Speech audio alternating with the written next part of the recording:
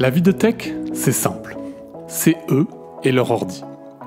Tout est prévisible, sous contrôle. Non, ça, c'est ce qu'ils voudraient qu'on croie. Parce que la réalité, personne n'ose nous la raconter. Enfin, jusqu'à aujourd'hui. Dans Tronche de Tech, on va leur tirer les vers du nez. On va leur faire raconter leurs meilleures anecdotes. Les nuits où tout part en sucette et les bugs que personne ne comprend. Et puis, s'ils sont sympas, on les laissera peut-être se vanter de quelques réussites. Je m'appelle Mathieu Sanchez, je suis le CTO d'Akazi et je vous souhaite une excellente écoute.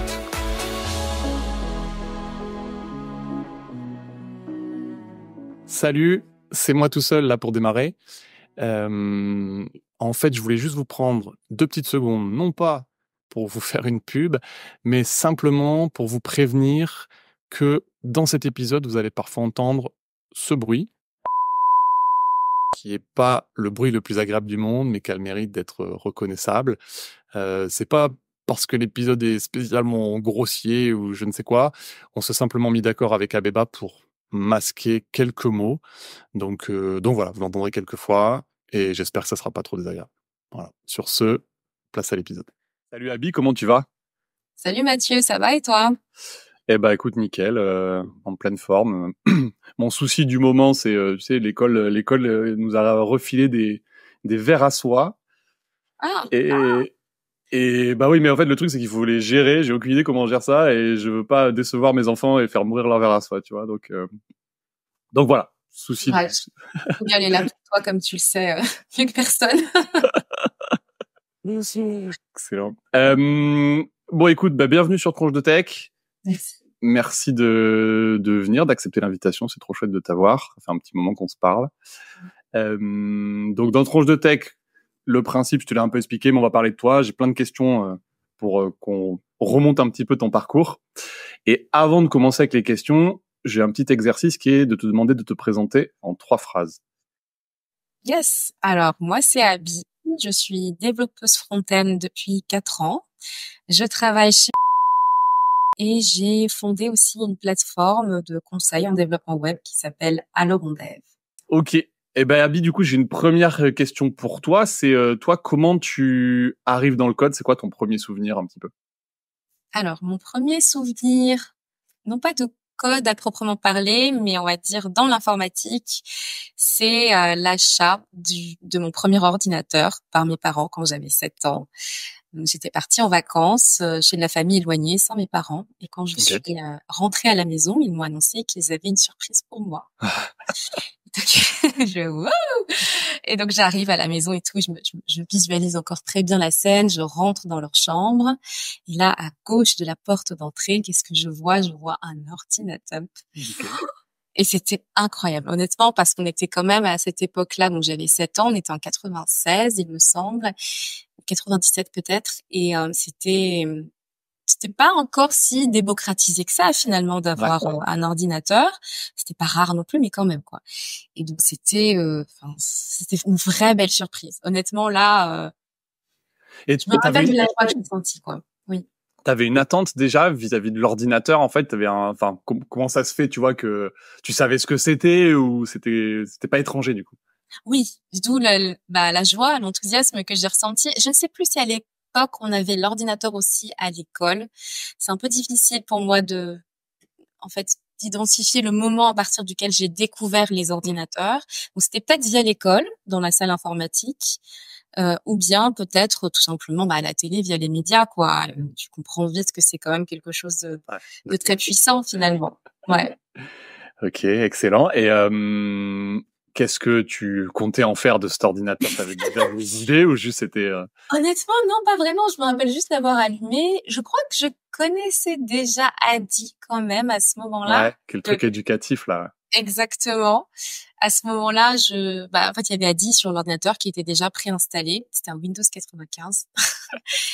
Et très vite, voilà, j'ai pris en main le truc. Et il me semble dans mes souvenirs que je savais ce que c'était quand même. Donc, je savais qu'on pouvait jouer sur un ordinateur. Ça, c'était top. Qu'on pouvait aussi faire des exercices de maths. C'était un taf, mais bon. Ouais, mais Adi, c'était ludique quand même, tu vois.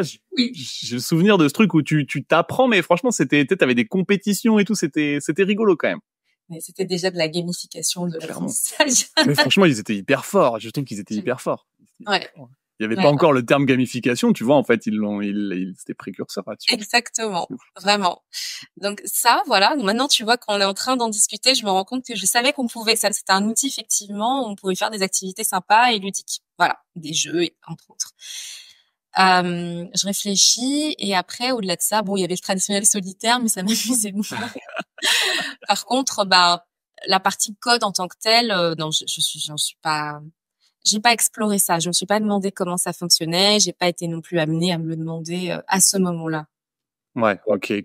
Je veux dire, du coup, tes parents, en fait, quand ils t'achètent cet ordi, tu sais un petit peu ce qu'ils ont comme attente, parce que du coup, à 10, c'est pas anodin, tu vois. Moi, je sais que mes parents, bah, ils s'en sont servis pour l'éducation, tu vois. Donc est-ce que t'as joué quand même, ou est-ce que t'avais pas le droit de jouer? Je sais pas. Moi, j'ai eu beaucoup de limitations, tu vois, qui, bon, m'a pas traumatisé, tu vois, mais je me rappelle, j'étais pas mal limité.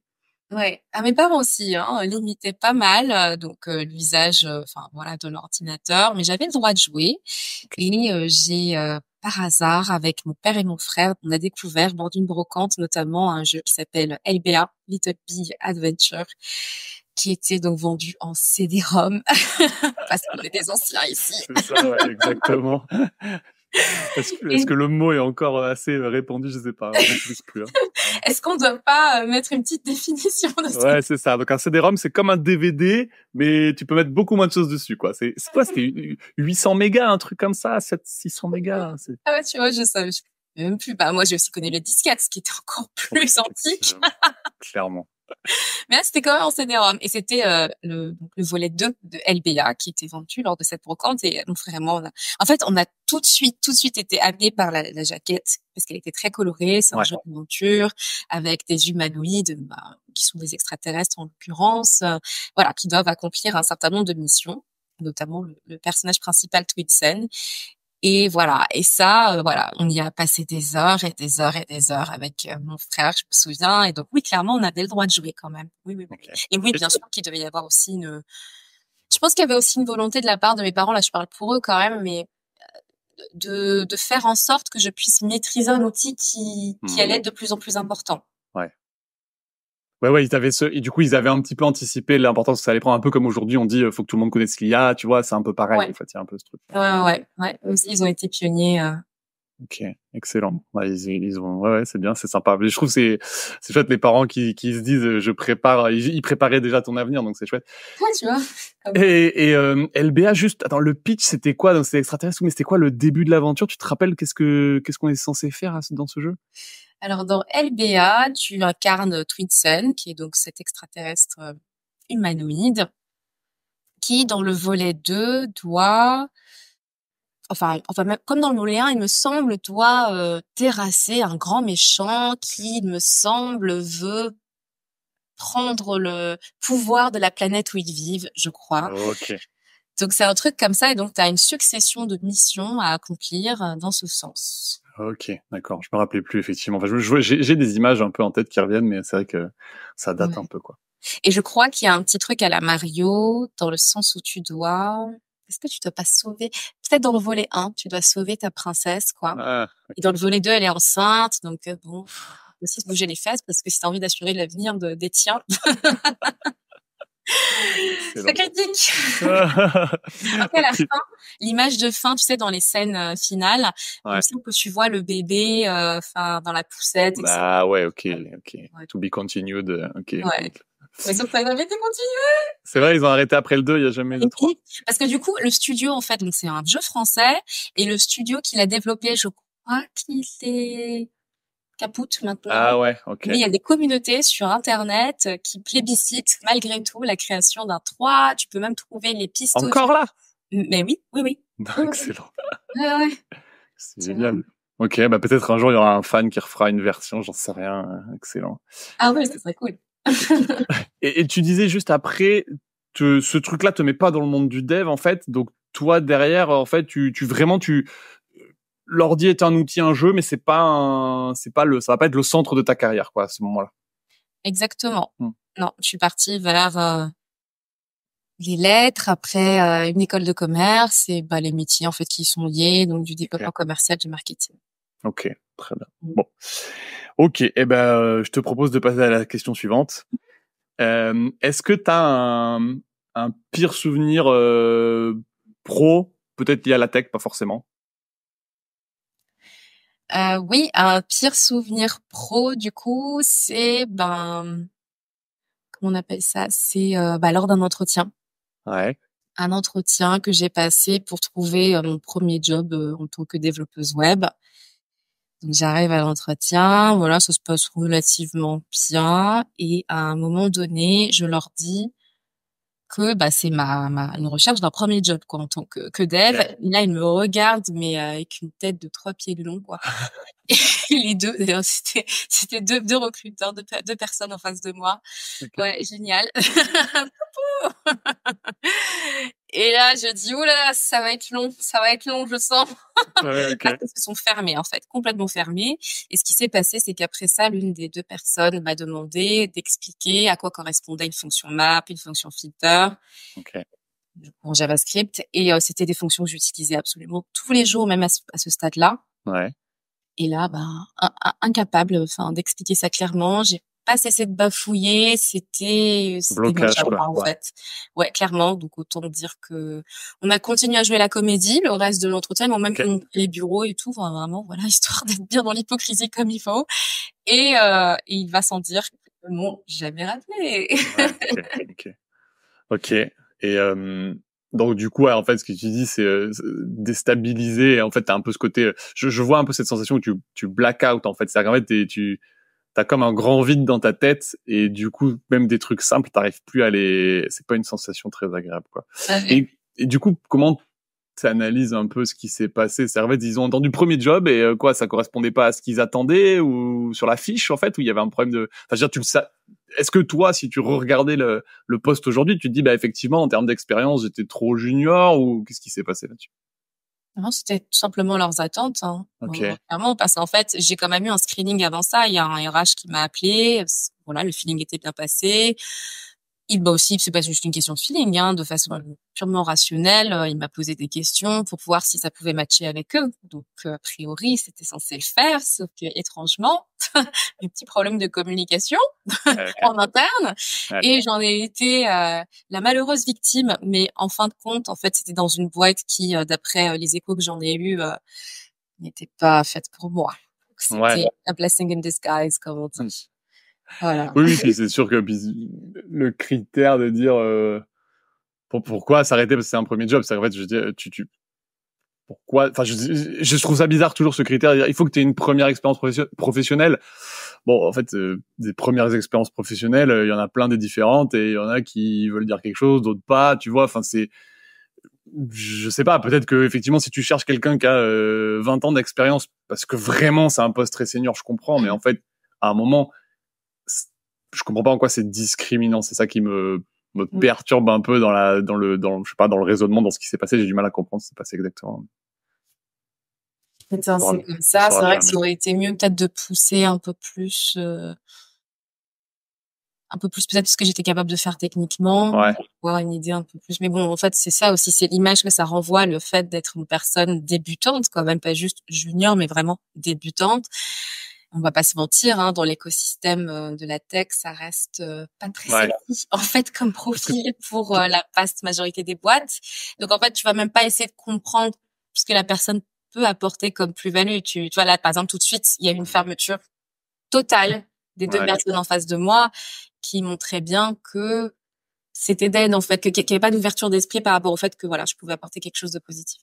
Parce que t'étais en plus d'être débutante, du coup, t'étais un profil reconversion, en fait, c'est ça. Donc, t'avais en gros des projets perso un peu, t'avais quelques mois de reconversion et ça, je sais pas si ça a joué parce que du coup, ils avaient l'air d'être même pas au courant de ça, non? Ouais, je crois pas. Non, effectivement, ils devaient pas l'être, hein, parce que sinon, ils auraient peut-être eu en tête que du coup, c'était ma première expérience. Oui, ça aurait été vrai. Et oui, c'est effectivement, quand t'es en reconversion, en général, t'as de fait une expérience préalable, professionnelle, et que t'as nécessairement acquis aussi du coup des compétences qui sont intéressantes, quelle que soit l'entreprise dans laquelle tu bosses, quoi. Mais ça n'a pas de valeur plus que ça. Ça n'en a pas eu, en tout cas, à ce moment-là. Non, je suis d'accord. Ok. Écoute, pas une expérience sympa, j'imagine. Oui. Un mal pour un bien. Oui, après voilà, des fois quand ça se passe mal comme ça aussi, c'est effectivement un signe que c'est pas une boîte dans laquelle tu vas être bien, tu vois. Oui, bah oui. Finalement, en général, c'est souvent des deux côtés, un petit peu le côté, on est, voilà, ils te voulaient pas, toi, finalement, t'aurais pas été bien, donc Oui. on repart. C'est juste qu'on n'a pas passé un bon moment. C'est ça qui est un peu dommage, parce que c'est vrai que y a pas de raison de passer un mauvais moment quand tu fais un entretien avec quelqu'un. Je veux dire, en fait, c'est pas parce que la personne ne va pas être celle à qui tu donnes le job. En fait, tu rencontres quelqu'un, tu discutes, tu peux potentiellement t'apprendre des trucs. En fait, Oui. voilà.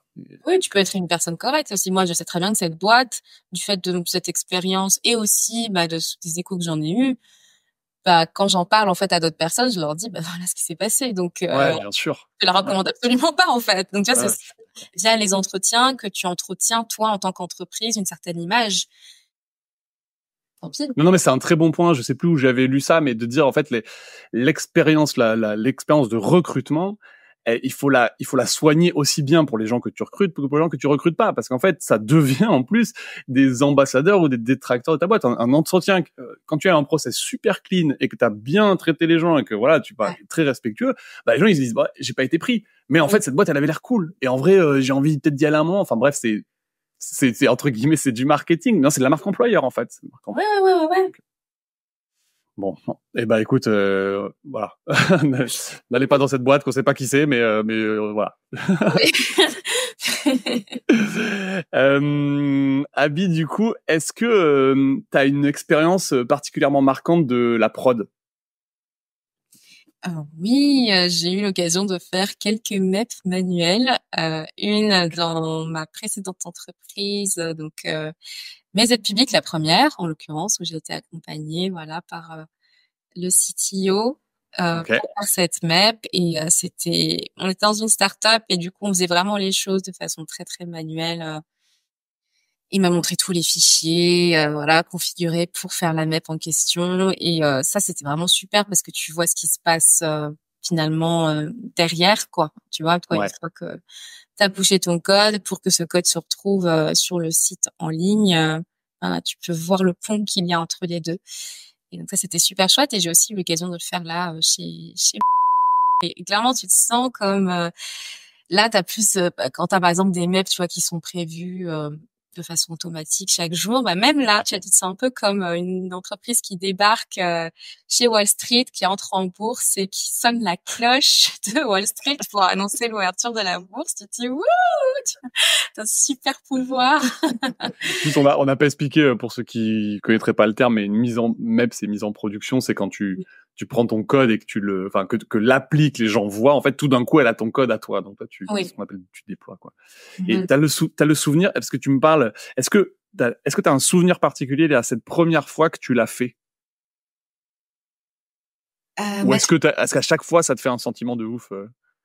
Non, en fait, cette première fois, finalement, ce que je dirais que ce qu'elle a d'inédit, c'est le fait d'avoir vu ces fichiers de config, en fait, tu vois, de voir tout ce qui était indiqué dessus et de me dire purée, il y a tout ça en fait qu'on doit dire, quoi, il y a tout ça qu'on doit mettre et le fait que ce soit très tous les niveaux de customisation que tu peux faire finalement dans ces configs, je dirais que c'est ça. Enfin j'ai l'impression d'avoir ouvert la boîte de Pandore un peu. Exactement.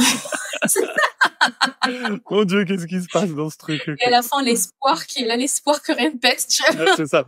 Ah ouais, en fait, ça marche. En fait, tu te rends compte que c'est miraculeux à chaque fois que ça marche. Oui.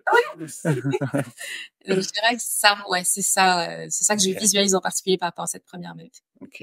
Moi, je sais pas si je me rappelle exactement, mais je me rappelle en tout cas de ce sentiment de la première fois où le CTO me dit tu vas faire une mise en prod, tu vois. Et effectivement, quand tu l'as jamais fait, c'est quand même et je trouve que ça a un pouvoir très fort, tu vois, sur quand t'es dev, de faire une mise en prod, de faire tes mises en prod, notamment de ce que tu développes toi. Je sais qu'il y a des sysadmins et tout, ça fait bondir, mais bon, moi, je suis vraiment, je défends vraiment le fait que quand c'est pas 100% automatisé, ça soit le dev qui fasse la dernière étape, que ça soit un merger sa pull request ou déployer, parce que ça responsabilise vraiment beaucoup. C'est-à-dire que, tu vois, cette étape où c'est toi qui donne le code à l'utilisateur, s'il y a un problème, tu te sens 2 fois plus responsable que quand tu as juste développé mais que t'as pas appuyé sur le bouton. C'est bête, hein, tu sais, mais je trouve ça, moi, je ressens ça, en tout cas, je l'ai pas mal observé.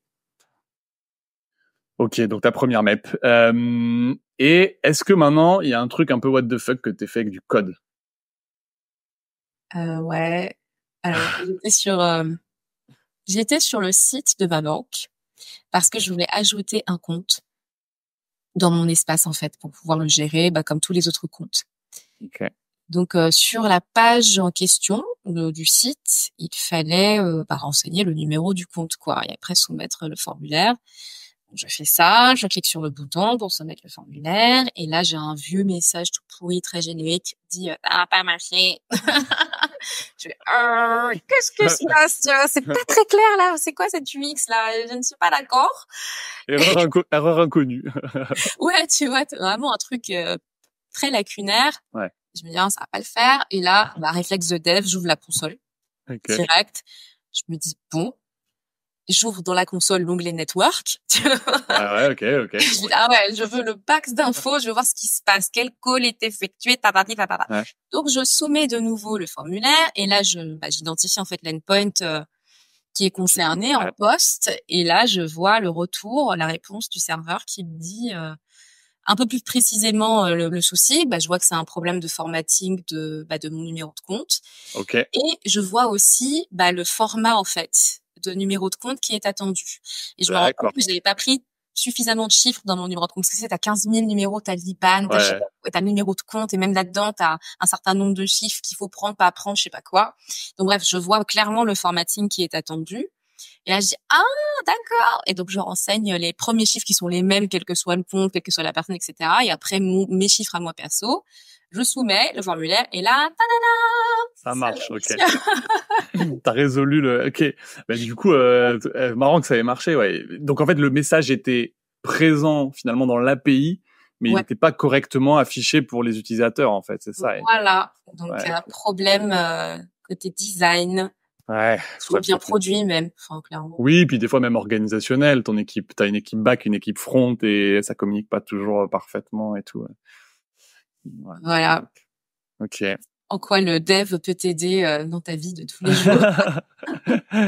Ouais, surtout les problèmes de format avant de trouver le bon et de te dire je vais en tester 50. Ok. Tu fais souvent ça, du coup tu débugs et t'as des bons résultats? Tout le temps. Ah ouais? C'est à tel point que je crois que quand je visite un site maintenant, limite j'ouvre la console directe en fait. En fait, je fais l'expérience des sites comme si j'étais dev tout le temps, dev de tous les sites où je fais.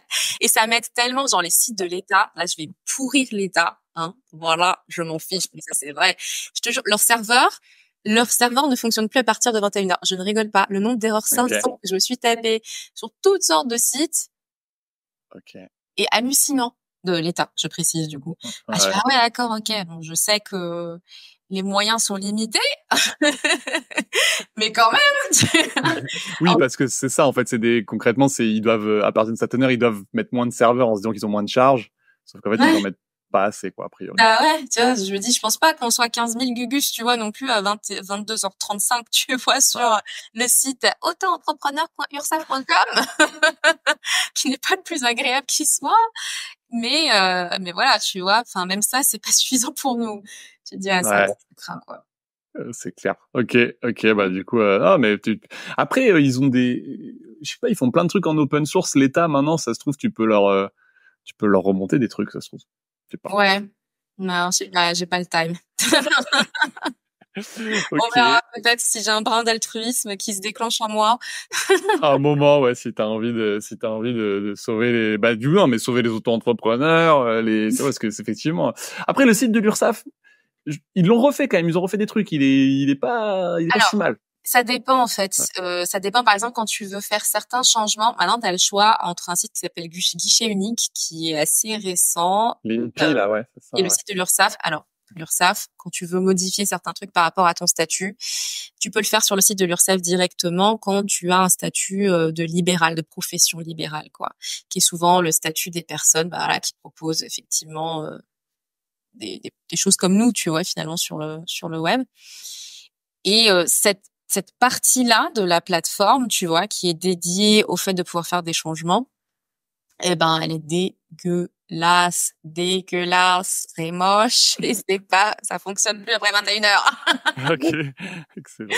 Il faut recharger 15 000 fois la page, voilà, qui te permet de, par exemple, modifier ton lieu d'activité, tu vois, ce genre de choses, modifier ton code APE, tu vois, enfin, le code, voilà, qui dit quelle activité tu fais exactement, tu vois, ce genre de choses, quoi. Et guichet unique, je sais pas, j'ai des problèmes dessus, dans la nouvelle plateforme, là, qui est censée être cool. Donc voilà, je continue de fustiger l'ancienne. Ça marche. Ok, du coup, très bien. On citera pas la banque, on citera pas ta banque. On va leur faire ça. Non. L'URSSAF, ça va, on est tous dedans. Ouais, voilà, l'URSSAF, c'est bon. Ouais.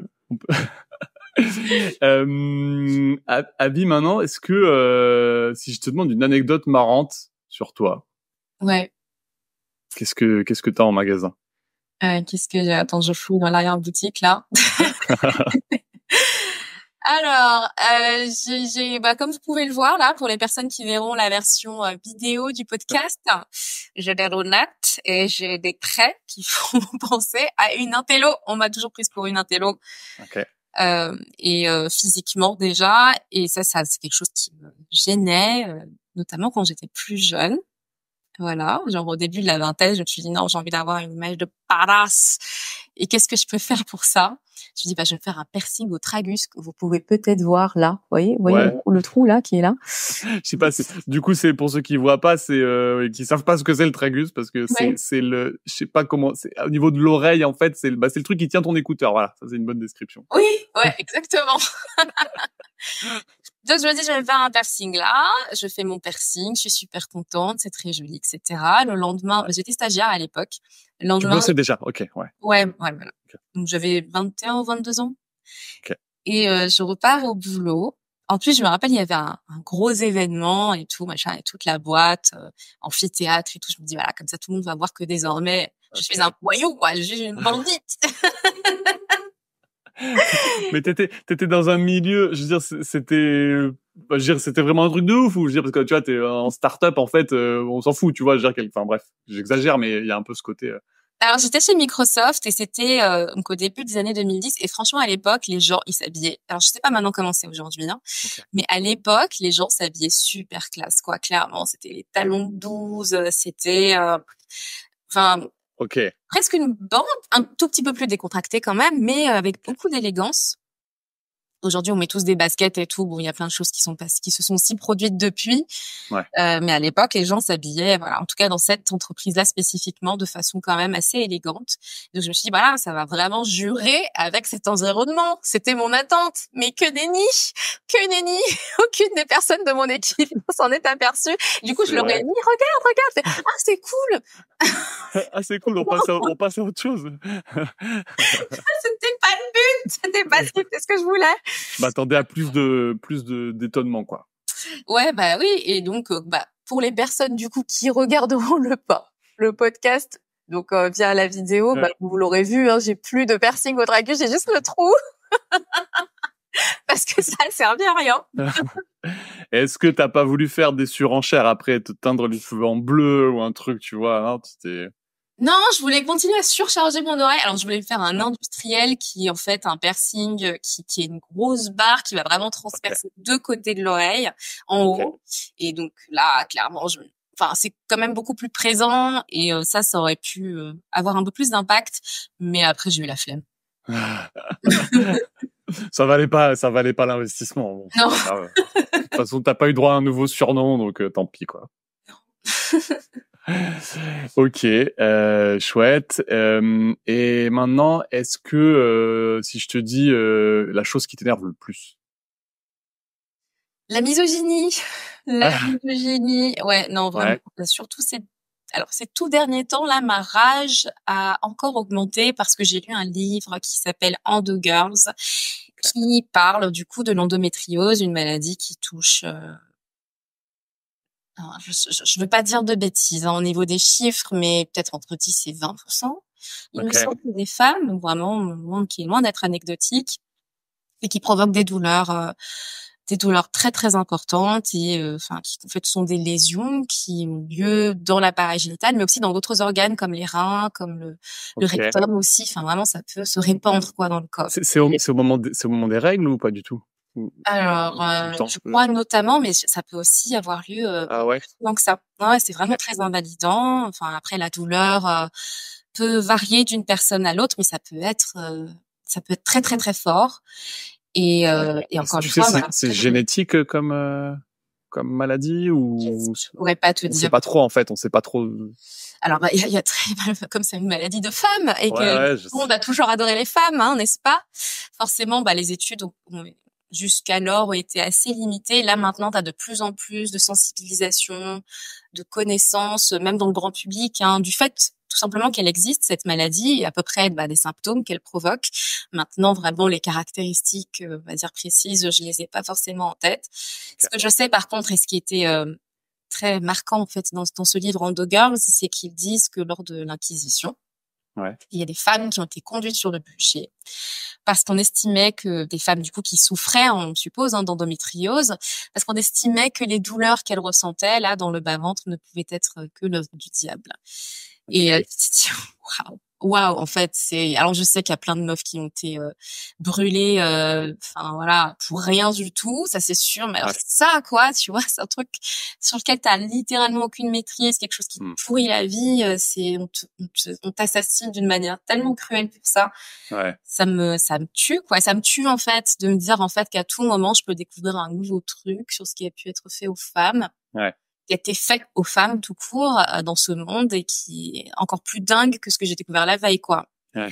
Ce qui est aussi, je sais pas si intéressant c'est le mot, mais tu vois, t'as le côté du coup, enfin, en l'occurrence, ces femmes, elles ont été condamnées parce qu'elles avaient, pour un truc qu'elles ressentaient. En fait, c'est aussi un truc, un mécanisme aussi où on t'apprend, c'est une conséquence en tout cas, mais on t'apprend à pas te plaindre en fait, à ne rien dire en fait. Du coup, parce que finalement, ces femmes, ce qui a dû se passer, c'est que ça devait être tellement intense, voilà, que ça a dû se manifester parce que probablement, je sais pas, tu peux pas bouger ou tu peux pas, voilà, c'est comme tu le dis, c'est invalidant et donc ça se voit et donc à la fin derrière, on dit attention, c'est pas normal ce truc. Par aussi des fois méconnaissance aussi, hein. Je pense que tu vois, tu dis c'est le diable, parce que je sais pas quelles sont les croyances exactes à ce moment-là, tu vois, c'est toujours un peu compliqué, mais à la fin la conclusion c'est ok, t'as vu une proche ou quelqu'un d'autre être conduit au bûcher pour ça, et tu dis ok, en fait je dois faire tout le possible pour taire ma souffrance, et tu vois, et je pense que ça se voit aussi dans le fait que bah, les femmes sont beaucoup plus dirigés vers le monde du médical, en fait, les métiers, ce qu'on appelle les métiers du care.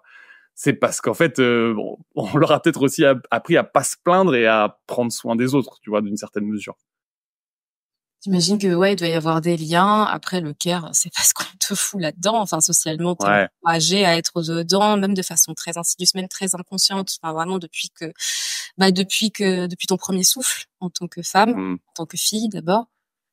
Et donc après ça a cette répercussion positive du coup d'aller chercher des solutions et c'est clairement grâce aux femmes d'ailleurs que l'endométriose grâce aux associations qui œuvrent en fait pour la faire connaître, qu'aujourd'hui on en sait davantage, qu'aujourd'hui du coup tu as de plus en plus aussi de personnel médical, de médecins qui cherchent des solutions. Et qui aussi accompagnent leurs patientes quoi pour leur, je sais pas, rendre leur vie, on va dire, moins. Ouais, parce qu'il n'y a pas de traitement aujourd'hui. Il y a pas de moyen d'en guérir. Ok. Ouais. Ok. T'as d'autres exemples de ce que t'appelles du coup la misogynie, parce que tu vois, au sens il y a la misogynie qu'on a en tête de manière très directe. En fait, c'est voilà quelqu'un qui est vraiment de manière objective, en tout cas, n'aime pas les femmes, mais c'est plus insidieux que ça en fait. Est-ce qu'il y a des exemples un peu plus ouais. Oui, des choses assez classiques, mais qui sont vraies. Le fait que moi, par exemple, je dirais que l'intériorisation de la misogynie. Donc comment je le vis moi? Alors du coup moi en plus qui suis une femme noire, je dirais même de la misogynie noire, dans le sens où je me dis bon, je sais que je suis moins crédible a priori à première vue que les mecs là avec qui je bosse. Donc du coup, je mets plus de zèle. Je vais plus, par exemple, argumenter telle ou telle décision que j'aimerais qu'on prenne, telle ou telle solution que je propose. Voilà, je vais être plus obséquieuse, quoi. Je vais trouver plus d'exemples, je vais plus illustrer, je vais me dire voilà, et je vais plus anticiper.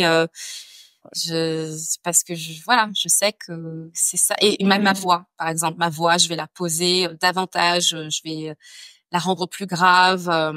Ok. Et pourtant, après, je suis une personne, enfin, tu peux te demander à mes collègues, je suis très joyeuse, je suis très enthousiaste, je suis très encourageante, voilà, je suis très, comme je te parle là, ça c'est clair. Ouais. Mais je sais que lors des réunions notamment, des points, etc. Et pourtant, voilà, mon équipe, elle est aussi bienveillante que tu peux l'imaginer, etc. Mais je sais que moi, je vais mettre en place ça quand même, ce truc de parler de cette manière-là, tu vois. Je sais que je suis beaucoup moins détendue en dedans de moi-même, même si ça se voit pas forcément, parce que je me dis là, il faut que tu sois crédible en fait aux yeux des personnes. C'est pas des choses que je me dis forcément comme ça, tu vois, ça s'impose presque à moi parce que c'est des mécanismes de défense tout simplement. Mais je suis toujours dans ça en fait, quoi, tu vois, dans ce truc de présenter mon propos le mieux possible, et de faire en sorte qu'il soit faire plus tes preuves, quoi. Possible. Voilà, faire plus de preuves. Tout le temps, et même dans mes conversations écrites aussi, tu vois, je vais beaucoup faire ça. Je vais vraiment expliquer mon propos, pareil, l'étayer le plus possible. Bon, c'est aussi stratégique, parce que forcément, quand tu fais ça, bah, t'évites les allers-retours. La personne est plus susceptible de capter oui. Bien sûr. Ce que tu fais, mais je sais que c'est aussi lié à ça, quoi. Il y a toujours quand même ce truc au fond de moi, parce qu'on vit dans un monde tellement cruel, tu vois, envers les personnes comme moi, et même de façon inconsciente pour les personnes en fait qui sont en face de moi. Je le sais, je sais que tu peux. Par exemple, un jour, donc j'étais dans une entreprise pour parler vraiment d'un truc. Là, je te parle de ce que moi j'ai intériorisé, mais on va dire quelque chose qui va venir de l'autre, tu vois. Un jour, j'étais dans une entreprise du coup, et je débarque dans les bureaux. Et je débarque à un endroit en fait de l'entreprise où je ne vais pas habituellement, j'avoue, mais quand même. Et là, il y a une personne, sachant qu'on est tous quand tu arrives dans cet endroit-là des locaux, si tu veux, c'est que des personnes qui y travaillent en fait, qui y vont, ok. Et là, il y a une personne qui me regarde et qui me dit bonjour, est-ce que je peux vous aider, quoi. Et là, je me suis tout de suite dit toi, je sais que tu me prends pour la boniche, en fait. Tu me prends pour la femme de ménage. C'est ce que je me suis dit dans ma tête. Et en fait, je lui dis, non, je travaille ici. Tu vois, je lui dis ça comme ça. Non, je travaille ici. Et tout de suite, elle s'est calmée. Ah, ok. Tu vois, en fait, il y a tout de suite, je pense qu'on a tout de suite, toutes les deux personnes, en l'occurrence, cette personne et moi, compris ce qui se passait au vu de nos réactions respectives. Et voilà, tu vois, ce genre de choses, quoi, par exemple, quoi, tu vois. Oui, c'est des préjugés que même, je pense que, tu vois, le pire truc, c'est qu'en fait, comme tu disais, t'as une équipe bienveillante autour de toi, mais l'inconscient collectif, il est fort, et les préjugés, c'est pas des mauvaises personnes qui ont des préjugés, c'est juste des personnes qui ont des préjugés. Et en fait, ces préjugés, ils te collent à la peau, ils sont quand même difficiles à vivre en face, et voilà. Donc, je pense que le combat, c'est de s'en rendre compte, et puis de les combattre petit à petit, puis surtout le sujet des rôles modèles, en fait, aussi de casser un petit peu les je sais pas, les silos ou les filières, en fait, où effectivement tout le monde se ressemble, tu vois, introduire de la diversité. Petit à petit, ça casse l'inconscient collectif. Mais le pire truc, c'est que je pense que même, tu vois, des fois, des gens qui s'en rendent compte, qui sont conscients du truc, et ben, malgré tout, ils se font avoir par leurs préjugés, en fait, qui arrivent plus vite que des fois la réflexion, quoi. Et en fait, ça infuse tous les moments, vraiment tous les moments, quoi. Dès que je suis en interaction avec autrui, je vois, je sens, je sais, par exemple, il y a aussi beaucoup de mansplaining, quoi. Clairement, les mecs qui vont prendre le temps de t'expliquer la vie, tu vois, t'es là, non, mais c'est bon, en fait. Je sais, tu vois, c'est bon, en fait. Ça, c'est très fréquent. Alors moi, ce que j'aime beaucoup dans mon métier, c'est que, tu vois, du coup, je travaille avec des machines. J'ai pas choisi ce métier pour rien. C'est un métier de travail, c'est un métier tu bosses avec des machines. Donc, même si encore une fois, franchement, j'ai la chance de travailler dans un environnement où j'aime beaucoup les gens, mais ça limite quand même, ce lifestyle-là professionnel limite beaucoup les interactions, et ça me va très très bien parce que forcément ça évite au maximum les agressions qui sont même involontaires, tout ce que tu veux, machin. Moi je peux pas, ce qu'on appelle les micro-agressions, en fait, ce qu'on appelle les micro-agressions. ça limite au maximum, tu vois, leur impact. Et ce sont des choses en plus qui ont aussi lieu en dehors du travail, tu vois, même dans la vie de tous les jours. N'importe quel bubus, là, dès que t'es en train de discuter, peut venir te sortir des dingueries. Enfin, et ça te serre le ventre, tu vois. T'as pas envie de vivre ça. Donc en fait, moi, ma vie, c'est vrai, c'est une vie vraiment finalement assez isolée, on va dire, mais moi, ça me convient très très bien parce que mes interactions, elles sont très choisies finalement, dans la mesure du possible, hein, dans les confins de ce que te propose le salariat. Et c'est génial pour moi. C'est génial parce que je peux me concentrer sur des expériences positives au maximum, en fait. Et c'est exactement comme ça que je souhaite vivre ma vie. Ok. Voilà. Non, mais c'est cool. C'est hyper intéressant parce que je trouve que c'est, enfin, tu vois, moi, c'est un truc que je vis pas du tout. Je suis on va dire du bon côté de la barrière, tu vois, clairement. Donc, donc je pense que c'est intéressant bah voilà, que tu puisses en parler comme ça parce que ça ouvre un peu la porte à des gens qui se rendent pas compte de l'impact parce que toi de l'autre côté en fait tu dis oui, tu dis pardon, tu vois, et tu dis ah c'est bon, c'est oublié pour toi, mais en fait c'est oublié. Alors des fois tu culpabilises quand t'as quand même un petit peu, tu dis attends là je me suis fait avoir par un préjugé, c'est pas bien, tu vois, mais en face l'impact que ça a il est bien plus fort clairement, et puis il est durable, je pense, tu vois, sur ta psychologie quand en fait t'as été pris pour quelqu'un que tu n'es pas parce que on t'a jugé sur ton apparence. Voilà, Ouais, c'est ça qui est pénible, tu vois. Tu te dis, ah, c'est bon, il faut aussi que je me préserve, en fait, tu vois, mentalement. Tu vois, si je veux vivre la meilleure vie possible, si je veux pas accumuler non plus toutes sortes de négativité en moi, tu vois, en fait, il faut limiter l'arrivée de cette négativité dans ma vie. Et parfois, je fais un peu d'awareness, comme là, tout de suite, tu vois, je suis en train de te parler de ça. Voilà, pour que des personnes écoutent, avec l'esprit ouvert, je l'espère, et comprennent que, c'est pas une question de t'es un mauvais, voilà, comme tu l'as dit, une mauvaise personne, quoi. C'est vraiment une question plutôt de, c'est l'environnement dans lequel on vit. Moi-même, regardez, j'ai commencé par dire ce que moi j'ai intériorisé. J'ai pas forcément parlé tout de suite de ce que quelqu'un m'a fait, quoi.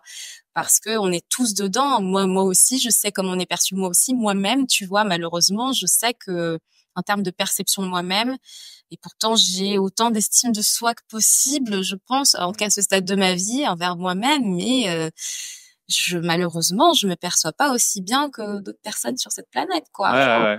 Je le sais, parce que parfois j'ai des réflexes même par rapport à moi-même qui sont tellement nocifs, en fait. Et je me dis, mon Dieu, mais pourquoi? Enfin, et ça me prend par surprise parce que j'aurais cru être assez déconstruite. Et jamais assez, tu vois. Donc c'est important d'entendre. C'est difficile de se déconstruire. Ah, c'est dur. Et en fait, c'est un exercice constant, tu vois. Voilà, si en écoutant, comme ton podcast, là, par exemple, tout de suite, tu m'invites, tu vois, c'est en écoutant des discours comme ça que tu guéris ces choses-là. Voilà, exactement. Donc, mais je veux pas faire ça tous les jours. Je peux pas faire ça tout le temps. Moi, j'ai un travail derrière, j'ai des rêves et j'ai des projets aussi qui n'ont rien à voir avec ça. Et c'est ça c'est ce à quoi j'ai envie de donner le plus d'énergie. Et pour ça, je dois limiter le plus possible tout ce bullshit, quoi. Tu vois. Ouais, non, mais clairement, c'est un combat qui demande de l'énergie et voilà. Et on a tous une quantité limitée d'énergie, donc si tu peux la concentrer sur des trucs qui t'épanouissent, c'est mieux. Ouais.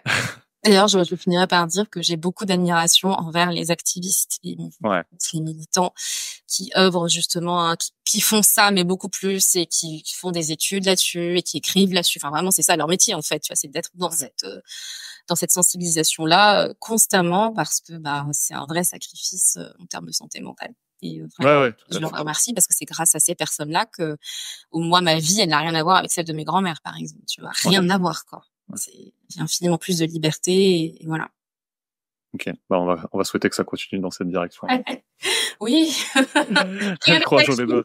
On est entre les deux élections là. Pour contextualiser. C'est ça, entre les européennes et les législatives. Ok, hyper intéressant. Merci pour ce partage en tout cas. Dernière question pour toi. Est-ce qu'il y a un moment dans ta vie où tu vois, tu te rappelles, il y a eu un peu un avant et un après, une espèce de métamorphose, un truc. L'arrivée de la trentaine. Ok. La 30e bougie. Ouais. Et en allant, je me suis dit, Abby, tu peux plus vivre cette vie-là. Parce que moi, à ce moment-là, bon, ça faisait déjà un petit moment que j'avais amorcé, on va dire, mon changement de vie, notamment professionnel, mais clairement, il fallait que les choses soient plus claires, plus établies, plus stables, parce que, comme je le disais un peu plus tôt, j'ai fait une école de commerce, j'ai travaillé dans le développement commercial, dans le marketing, et ça me gonflait royalement. Je n'ai pas du tout faire de la gestion de projet de domaine, ça me saoulait. J'aimais pas ne pas avoir d'impact, enfin ne pas voir forcément l'impact de ce que je faisais. Et même j'aimais pas les actions en fait au quotidien. Tu vois, c'est un truc qui me gonflait. Donc je me suis dit bon, ok, j'ai déjà pris un congé sabbatique, beaucoup voyagé et tout ça, etc. Voilà, en essayant de me trouver, on va dire. Et donc après avoir fait tout ça, j'étais aux portes de la trentaine et je me suis dit bon, maintenant tu sais que tu veux plus bosser dans ces domaines-là, tu peux pas continuer à voyager comme tu comme tu le fais maintenant, hein. L'argent là, il faut commencer à le gagner. Et il y avait aussi ce truc de se dire j'aimerais pouvoir avoir une famille. Ok. Donc je me dis ok, donc là, il faut que tu trouves une autre voie professionnelle que tu aimes, parce que quand tu n'aimes pas, toi, t'es en mode no concession, tu te casses, tu peux pas supporter là, enfin ce qui est pas mal, mais en même temps, bon, faut aussi quand même avoir quelque chose derrière en fait. Et en même temps qui financièrement soit viable, parce qu'effectivement, moi, à la recherche, je m'étais orientée vers l'école de commerce pour avoir un niveau de vie confortable. Donc, il faut que ce soit financièrement bien pour toi et pour cette future famille que t'aimerais bien construire. Et donc voilà, c'est ce moment-là, on va dire, qui était un moment charnière dans ma vie, parce que j'ai abandonné, on va dire, ces concessions que j'ai faites à la fin de l'adolescence et au début de la vingtaine, en allant vers une voie qui vraiment me plaisait pas du tout et en allant vers quelque chose qui se rapproche un peu plus, pas totalement, mais un peu plus quand même, de ce que j'aimais faire quand j'étais enfant. Là, du coup, c'est là que tu fais ta reconversion, c'est ça? Faire le Ouais, 29 ans, il y a 5 ans, du coup, là, Ok. Et pourquoi tu dis pas tout à fait? Tu dis Parce que moi, je suis faite pour chanter, là. Je suis pas faite pour faire tout ça. C'est pas non plus mon kiff ultime. Alors, ouais. Quand j'avais enfant, c'était pas juste chanter, c'était aussi dessiner, c'était aussi créer, j'étais pas mal dans les arts, écrire beaucoup. J'ai écrit tellement de nouvelles, de romans, que j'ai illustré. Voilà, donc je pliais une feuille A4 en deux, et puis à gauche il y avait l'illustration, et puis en fait je lisais un peu les gravures qu'il y avait par exemple dans les livres de la comtesse de Ségur, tu vois, les Malheurs de Sophie, les petites filles modèles, etc. Et donc, le format. Ouais, tu dis? Tu reviens peut-être un peu à tes études littéraires. Tes études littéraires, c'était pas pour rien non plus, en fait. Voilà, exactement. Et donc, en quoi le dev, c'est un lien avec tout ça? Alors, le dev, en fait, il y a l'aspect créatif, clairement. Il y a aussi le fait de voir tout de suite le résultat de ton action. Et il y a aussi, en fait, le fait que le dev, ça m'est permis de créer, alors en dev, hein, donc à l'origine une chaîne YouTube et maintenant quelque chose qui devient de plus en plus grand. On va voir. Mon projet secret. Ok. Et donc, avoir une chaîne YouTube, c'est écrire, là aussi. C'est aussi faire preuve de beaucoup de créativité. Enfin, moi, j'ai eu l'occasion de faire des sketchs, de créer un JT du dev, par exemple. Voilà. C'est vrai, excellent. Je mettrai les liens, là. Oui. Voilà. Donc, tu vois, ça me permet de revivre des choses que j'aimais vraiment faire enfant. Parce que j'étais aussi pas mal dans la théâtralité, etc. Ok. En ce sens-là, ça me permet de me rapprocher de ça. Et ça, du coup, c'est ça qui fait que je kiffe. Ça t'anime plus, ouais. Ouais, voilà. Et c'est ce qui me permet aussi de tenir. Ça fait quand même 5 ans que je fais du dev, 4 ans que je bosse dedans. Moi, je te le dis sans détour, j'ai une longévité exceptionnelle à l'échelle en comparaison à mes autres expériences professionnelles. C'est un truc de ouf que ça fasse 5 ans que je fasse le même bail, tu vois. C'est vraiment un truc de ouf, parce que moi, au bout d'un an, à chaque fois, c'était bye bye et bye bye, bye bye, c'est mort, c'est pas pour moi. Mais là, le fait que je dure comme ça, sachant qu'encore une fois, j'ai tendance à être sans concession, c'est un indicateur plutôt positif, quoi. Ok. Voilà. Ouais, le dev en soi, t'as l'activité de dev et t'as tout le pouvoir que te donne cette compétence, en fait, autour, qui te permet de faire des choses hyper diverses, comme tu dis, tu vois, faire parler du dev dans des trucs YouTube, c'est des vidéos YouTube, c'est des choses qui marchent bien. Aujourd'hui, ça intéresse plein de gens, et donc, du coup, il y a des gens qui en vivent et tout, donc c'est chouette de pouvoir aller. Ouais, carrément. Okay. Bon, du coup, on va souhaiter le meilleur à ton projet secret, alors. Merci beaucoup, merci. Hâte de voir ça. Ça va être cool.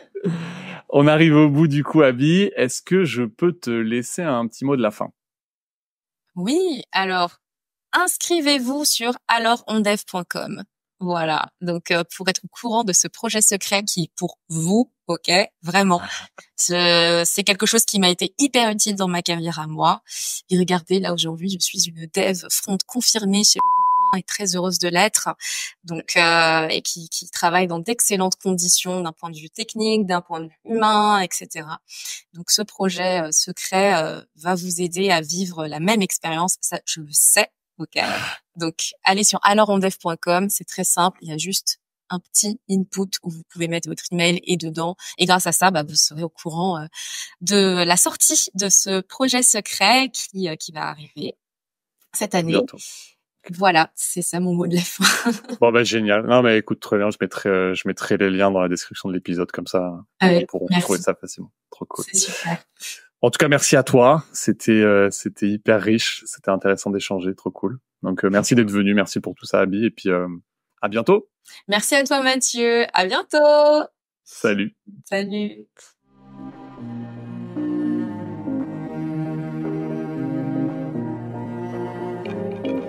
Ça y est, c'est terminé. La tronche de tech du jour nous a livré tous ses secrets. Ou presque. S'ils t'ont plu, n'hésite pas à nous le dire en commentaire, à noter le podcast ou à m'envoyer un message sur LinkedIn. Dernière chose, si tu es freelance ou indépendant ou que tu envisages de te lancer à ton compte, tu auras certainement besoin d'un expert comptable. Dans ce cas-là, viens voir ce qu'on fait chez Akazi sur www.akazi.io. Ça s'écrit ACASI.io. Et promis, tu seras super bien accueilli. Sur ce, je te dis à très vite pour un prochain épisode de Tronche de Tech.